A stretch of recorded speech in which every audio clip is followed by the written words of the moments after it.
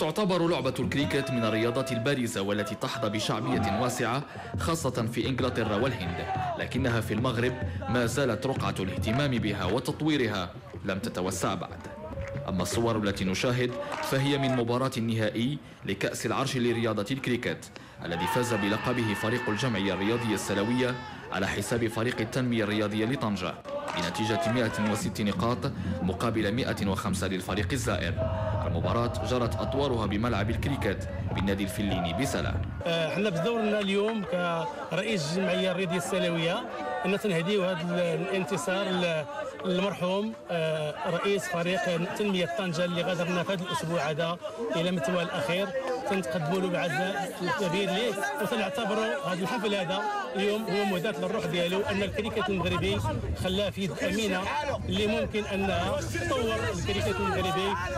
صراحه اليوم انا جد سعيد بهذا الانتصار اللي صراحه جا من بعد مجموعه المجهودات ديال المكتب المديري حتى السيد الرئيس ديال الجمعيه اللي قاموا بواحد المجهود كبير. المقابله كانت مقابله ممتازه، الفوز ديال الفريق الجمعيه السلويه فرق النتيجه ما نقولش النتيجه لا باس بها لان اللاعبين ديالنا نهاروا بسبب التحكيم.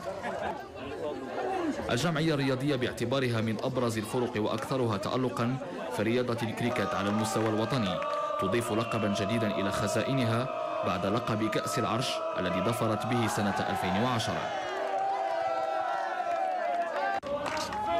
الكريكت رياضة تتطلب إمكانيات لوجستيكية كبيرة، وهذا ما يجعل شعبيتها في المغرب لم ترى النور بعد. أما التفاؤل الذي تبعثه وجوه هؤلاء الأبطال فإنها ربما تبشر بمستقبل زاهر لرياضة كانت ولا زالت حكرا على الأوروبيين والأسيويين.